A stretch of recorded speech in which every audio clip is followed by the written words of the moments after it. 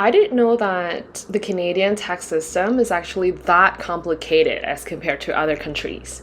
And that is just one of the many things that I wish I knew before I moved to Canada. And in this video, I want to tell you 5 practical things that I wish I knew before making the move here. Hey friends, welcome back to the channel. My name is Fabi, and on this channel I share stories and lessons from my nonlinear life journey to help you navigate yours and feel less alone in the process. In today's video, as I mentioned, I want to talk about the 5 things that I wish I knew before I made the move to Canada. If you are planning on making the move here or already living here, I hope that you find this video insightful, or if you'd like to add anything, I'd be happy to hear from you. So leave your thoughts in the comment section down below. Okay, number 1 is Canada is a cultural mosaic. One thing that made me choose Canada over other countries is because of its diversity. Canada itself, especially the big cities, is very multicultural, with people from all over the world coming together. And according to Wikipedia, there are more than 450 ethnic groups in Canada who identify themselves as Canadians, which I think is super cool. And so I remember when I first moved to Canada, I put so much pressure on myself because I was so eager to understand what Canadian culture really means and to adopt and assimilate myself. I think it's important to understand how the society works and how people operate, and to observe the unwritten rules. While that thought and that perspective is still valid and I still stand by that to this day, I wish I also knew that it is okay to bring new things into the mix, because Canada is very diverse and it is okay to introduce new things, and it is not with the intention of replacing the Canadian culture, but it's more about adding richness into the mix. Knowing that Canada is a cultural mosaic helps me share bits and pieces of myself while still respecting the Canadian culture and the Canadian way of doing things, because I think that's beautiful. The second one is US investment is always taxable, even if you put it in your tax-free savings account. If you have any US stocks component in your tax-free savings account and you get dividends from your US stocks, you'll have to pay 15% of tax to the US government. I gotta be honest with you, initially I didn't know this when I first moved to Canada. I thought that as long as I put my money in a tax-free savings account, I wouldn't have to worry about having to pay additional tax, because technically it's a tax-free savings account. But apparently that is not the case. Had I known this, I would make sure to choose a platform where I would only have to pay the lowest fee. And now that I know about this, I would recommend Moomoo. So Moomoo is the best rated US stocks trading platform in Canada, a member of the CIPF, or the Canadian Inspector Protection Fund. Their trading apps actually allows you to trade across various global markets within a single account. And with Moomoo, you can easily transfer your TFSA or even your RRSP accounts, and there's no minimum account fee to get started. And if you compare Moomoo to other brokers who charge between $4.95 to $9.99 per trade for US stocks, Moomoo actually only charges $1.99 per trade. Isn't that a steal? It also offers real-time data and a currency exchanger, which caters to both beginners and advanced investors. So for me personally, whether I'm in a cozy cafe in Canada, just spending my weekend, or having a slow morning, or when I'm traveling, say for example, when I go visit Singapore, I feel like Moomoo keeps me connected to all my investments, which is great because of its global market coverage. If you don't know how to get started with investing, there are a ton of comprehensive tutorials that you can grab from their website. And they also offer a 24/7 customer service to support you whenever you need. Right now, if you use the link down below to register and deposit any amount into your Moomoo account, you will get a $2,000 commission rebate card and a 6% cash rebate and free level 2 market data for US exchange. Or if this option doesn't work for you, you can also deposit $2,000 into your Moomoo account and get $200 cash coupons.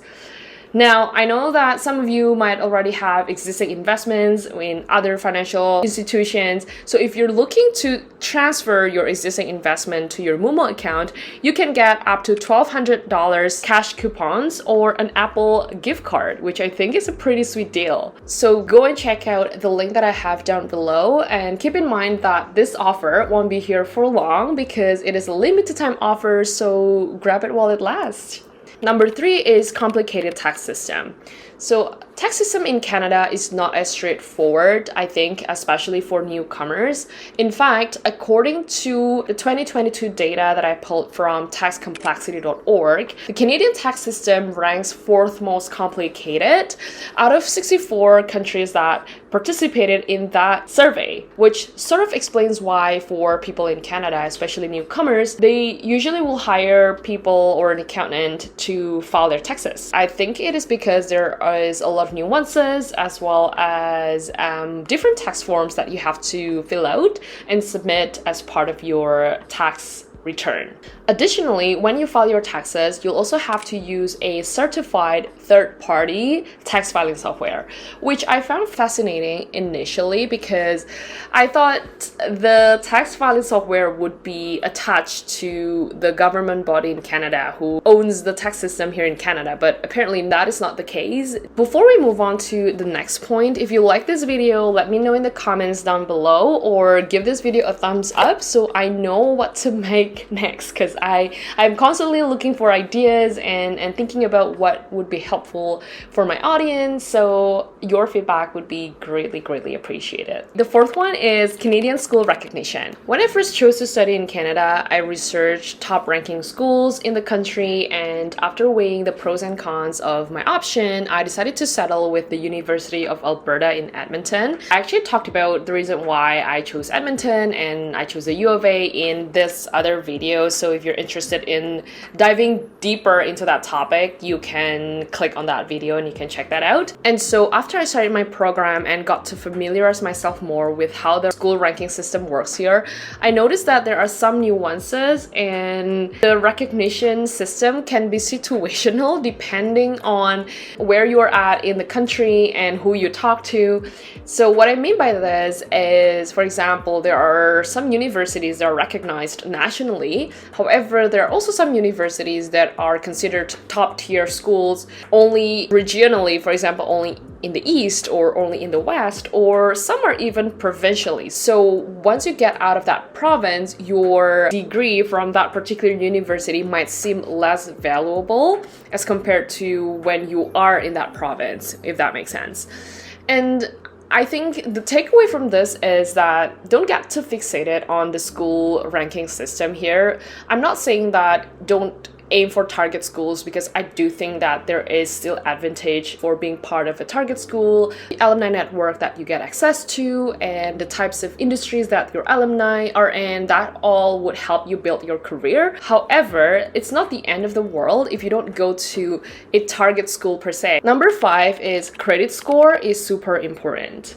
As a newcomer, I didn't have any Canadian credit history, obviously, and all the credit history that I had while living in other countries, they're not valid and they're not transferable either. It is super important to have a good credit score in Canada because it determines your interest rates when you want to get a loan or a mortgage, or it even determines the type of credit card that you're eligible to apply for. So I wish I gave myself a credit score 101 before I moved to Canada, which is why I am including this point in this video. So how to build a credit score to begin with. Recognize that it takes 3 to 6 months to even build up a base level credit score. And the way to get started with this is literally to get a credit product. Even as a student, I was able to get a free credit card with not many benefits, but I think it was a good way for me to start building my credit history. And once you get a credit card or any credit products in this case, make sure that you make payments on time and don't go above your credit limit. I think a general rule of thumb is it is always good to live below your means, so you won't go over your credit limits, or you're always able to make your full payment. One thing to be cautious about is to be careful of hard inquiry credit checks, because that might negatively impact your credit score. And what it means by hard inquiry credit checks or a hard pull is that when you apply for a credit card or a loan, a creditor would have to request to look at your file to really understand how much risk you possess as a borrower.